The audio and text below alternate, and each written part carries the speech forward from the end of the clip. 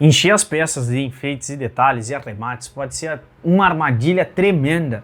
E eu vou te dizer por quê. Às vezes a gente pensa que fazer um trabalho super cheio de detalhes, riquíssimos em detalhes, e que se assemelha muito a uma obra-prima, na real, olha só, isso pode até estar prejudicando o teu negócio.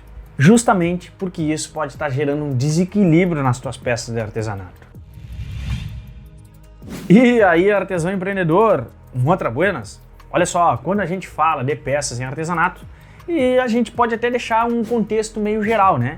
A gente não pode deixar de pensar em um artesão habilidoso com as suas mãos e perfeito na execução técnica, onde ele confecciona peças com arremates tão impecáveis que a gente poderia dizer que não foram nem feitos por mãos humanas. Só que isso é apenas uma interpretação. Eu vou te contar por quê. Não passa de mera aparência isso tudo. Às vezes eu me pego divagando entre fazer isso, fazer aquilo, fazer esse arremate, fazer aquele, e fico aí muitas vezes até mesmo tentado a encher de detalhes. Só que sempre eu lembro de dois princípios esses que evitam a poluição. Porque para e pensa, um minutinho comigo. Às vezes a gente cria uma peça e começa a engenhar 1001 possibilidades. 1001 possibilidades de arremates, e a gente começa a colocar em prática esses arremates. E quando a gente menos se dá conta, muitas vezes a gente até poluiu a peça, deixando ela com uma aparência muito exagerada. Eu tenho certeza que muitas vezes tu já fez isso, porque eu também já fiz isso. Eu não te julgo por isso, porque eu mesmo já me peguei fazendo isso. E é sério mesmo, muitas vezes. Isso é mais normal do que a gente pensa. Praticamente todo artesão tem o seu lado criativo muito desenvolvido, muito à flor da pele. Só que a gente tem também que ter um senso crítico, a gente tem que ter a gente tem que acabar enxergando o que o exagero pode poluir a peça. Para isso, eu reservei dois princípios. Na verdade, são três que tu pode aplicar nas tuas peças de artesanatos. Um desses princípios é o do equilíbrio. Tudo que for feito para esse lado tem que ser feito para este. Tudo que foi feito para esse, ser feito para esse. Ficou muito vago, mas deixa eu te explicar um pouco mais do que eu tô te falando. Só que antes, confere se tu tá inscrito aqui no canal. Aciona a campana, que é o sininho das notificações, para que assim o YouTube te avise quando eu trouxer novos vídeos aqui pro canal. Só para te avisar, a gente tem vídeos novos toda semana. Quando eu falo de equilíbrio, eu falo sobre tu fazer para ambos os lados ou direções que a peça venha a ter os mesmos arremates, os mesmos detalhes. Por exemplo, uma bainha, eu sempre procuro fazer uma costura da orelha da bainha com que fique a mesma do espaçamento da costura entre a trava ali. Obviamente que também tem que ser a mesma costura, mas como eu disse, o ponto precisa estar perfeitamente espaçado e alinhado, embora uma das costuras seja curvada, respeitando a orelha, e a outra seja reta, respeitando a trava. Eu sempre uso esse princípio, que tem que haver equilíbrio e que mesmo que foi feito de um lado tem que ser feito do outro, ou que foi feito em uma direção tem que ser feito na outra direção também. Que no caso da bainha, por exemplo, o que foi feito na orelha é exatamente a mesma coisa que foi feito na trava. Outra coisa também que eu tomo cuidado é de fazer o mesmo corredor, tanto no botão da bainha quanto na ponta da bainha, para que exista esse equilíbrio. Outro exemplo que eu posso te dar são as cintas. Eu procuro sempre fazer uma cinta ou cinto com no máximo duas costuras diferentes, para que haja equilíbrio entre as costuras. E para haver esse equilíbrio entre as costuras, elas precisam ser tendencialmente muito semelhantes, para que não gere uma poluição no trabalho. Pega o macete. A grande maioria dos clientes dão extremo valor em uma peça simples, sem muito floreio, do que uma cheia de detalhes e que, por certo, nem muitas vezes será possível usar, até por medo de estragar. Pensa nisso que os clientes pensam. Pegou o macete? É claro, toda regra tem sua exceção e a exceção é o que valida a regra, mas no geral é sempre bom ter equilíbrio, e esse equilíbrio não precisa ser algo simples demais, mas também não pode ser algo exagerado demais.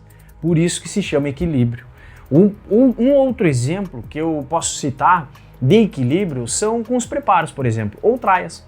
Eu procuro não exagerar com variedades de corredores. Muitas vezes eu uso no máximo 2 corredores. E estes corredores precisam estar devidamente alinhados. O que eu quero dizer com isso é que, por exemplo, se eu vou utilizar um corredor pluma de uma volta, eu combino ele com corredores de 2 a 3 voltas pluma também, e que haja um equilíbrio Porque o cliente, quando olha para aquela peça, ele enxerga uma padronização maior, o que gera ainda mais impacto de perfeito na mente do cliente. Outra coisa que eu posso te passar de dicas aqui também é que tu tem que manter uma proporção, uma proporcionalidade. Como por exemplo, quando eu faço presilhas de uma cabeçada, eu procuro manter as presilhas na mesma proporção das presilhas da rédea e que fica muito bonito no conjunto. A proporção é um dos meus princípios, é o segundo princípio, o princípio de número 2. Inclusive eu estudo muito porque na natureza existe muita proporção, muita proporcionalidade. Eu quero que tu pegue e olhe agora para as tuas duas mãos. Elas não são iguais e muito provavelmente elas não são nem do mesmo tamanho, mas elas são proporcionais. E se tu olhar, tudo na natureza respeita algum tipo de proporção, que é chamado de proporção áurea. Tu tem que aprender a aplicar esses dois princípios, que é o do equilíbrio e da proporção. Com certeza tu vai ter uma peça de um nível muito mais elevado, mesmo aplicando poucas técnicas na peça, mesmo se forem peças extremamente simples. Eu não ia te falar, como eu disse lá no começo, mas eu vou te entregar o terceiro princípio que eu levo em consideração para confeccionar as peças. Esse princípio é muito interessante, eu utilizo, que é o princípio da harmonia. Eu uso esse princípio da seguinte forma: eu simplesmente deixo tudo que eu posso deixar igual, idêntico na peça. Ou seja, toda parte que eu posso deixar igual, como se fosse uma base, eu me esforço ao máximo para deixar. Por exemplo, eu procuro deixar todos os furos e cortes dos furos com a mesma medida exata, mesmo de partes que nunca vão ser vistas juntas. Como por exemplo, se eu preciso de um furo, de um corte, de uma presilha da cabeçada, ali naquela partezinha da casa do botão, eu faço exatamente igual os furos e os cortes das casas do botão lá da presilha do rabicho. Mesmo que lá eu precise fazer 4 a 5 casas de botão. Então eu deixo os dois em harmonia, mesmo que o rabicho vai estar lá atrás do cavalo e a cabeçada vai estar na frente. Mesmo que essas peças não se encontrem num conjunto, ainda assim eu mantenho essa harmonia de chegar e ser exatamente igual. Tudo que eu puder deixar igual, eu deixo igual. Eu quero te pedir para tu deixar um like aqui nesse vídeo, porque assim eu tenho um feedback teu que realmente faz sentido eu trazer vídeos de conhecimento de causa em artesanatos para ti aí que é artesão profissional. Eu conto com o teu like, viu? O mesmo vale para uma regulagem de peiteira, por exemplo. Eu também uso essa mesma medida no caso da casa do botão, na casa do botão do buçal, na presilha do cabresto também. E outra coisa que eu uso muito a harmonização é nos botões, onde mesmo sendo botões de partes diferentes, que eles nunca vão estar juntos, nunca vão ser vistos juntos, eu procuro fazê-los iguais. Mesmo quando preparo a traia tiver em um cavalo, ou pendurado em um galpão, num varal ou numa gancheira, ainda assim eu procuro pegar e deixar esses elementos, que mesmo que não fiquem próximos um do outro na composição, eu procuro deixá-los com a mesma estética idêntica, criando assim uma sensação de harmonia entre todos os elementos que compõem a peça. Um outro detalhe que eu cuido muito com atenção para poder gerar harmonia, só para tu saber, harmonia vem do grego harmonia, e que significa ajuste e combinação, que podemos dizer que é uma variante do termo armos, que significa articulação ou encaixe articular. Armos fazia muita referência ao ombro, esse encaixe que o ombro tem no corpo. Aqui eu vou até te contar que eu fico muito chocado com o que eu vejo. Eu vejo que muito só chega aqui e arremata de qualquer jeito. E que quando os couros se encontram nas argolas, minha nossa, tem uma coisa que eu cuido muito, é para que esteja em perfeita harmonia aqui. Olha só isso aí que tu está enxergando no teu vídeo, como por exemplo das peiteiras. Eu procuro tomar o devido cuidado, porque geralmente essa parte é mais larga e quando ao encontro com as argolas de todas as peças da peiteira ali naquele tríplice encontro, onde encontra essas três partes, eu procuro deixá-las todas na mesma medida. Dessa forma assim eu gero uma harmonização maior nas peças, o que deixa com um ar muito mais perfeito, mesmo sem precisar e atupetar, encher de detalhes. E agora aqui eu quero te entregar um recado muitíssimo importante. A gente aqui do Galpão do Guasqueiro desenvolveu uma loja online onde tu pode facilitar a tua vida, encontrar matéria-prima e elevar ainda mais o nível das tuas peças com um atendimento rápido e profissional. Se tu busca matéria-prima de alta qualidade para a confecção das tuas peças, melhor ainda, para a confecção e realização dos sonhos dos teus clientes, lá é o lugar mais indicado para que tu possa adquirir matéria-prima de qualidade.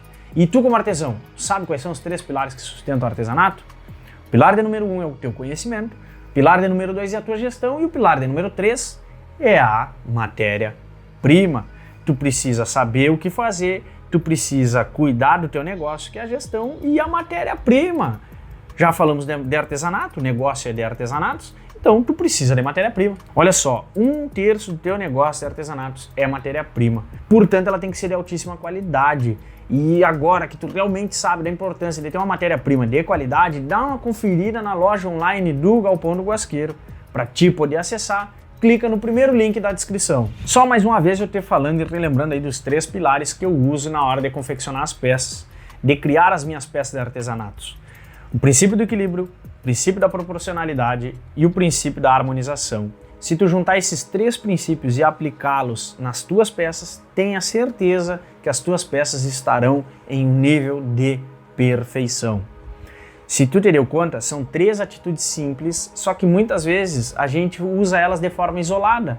Agora, quando as 3 são combinadas, minha nossa, eu já vi peça que a gente pode dizer que são extremamente simples, mas que ficam perfeitas. E com isso, uma coisa vem de brinde. Com essa técnica, com essas 3 técnicas juntos, a qualidade das peças melhora e melhora bastante. Se tu tem alguma dúvida, aproveita o espaço de comentários, faz a tua pergunta. Outra coisa também, me fala aí agora nos comentários o que tu achou desse vídeo. Já conhecia esses 3 princípios? Já tinha enxergado eles, os 3 juntos? Olha só, se de alguma forma eu te ajudei aqui hoje, compartilha esse vídeo para ajudar outras pessoas também. Viu? Eu conto com o teu apoio. E aí, já pensou em transformar as tuas peças em renda extra e até mesmo ter o teu ateliê de forma profissional? Então, eu vou deixar mais esse conteúdo aqui para que tu possa entender ainda mais a dinâmica do teu negócio de artesanatos, do teu ateliê, para que assim tu possa atingir o sucesso e achar o caminho do 5 em 30. Até o próximo vídeo. Era isso aí, muito obrigado pela tua atenção e toca aí, ó. Tamo junto, até o último suspiro.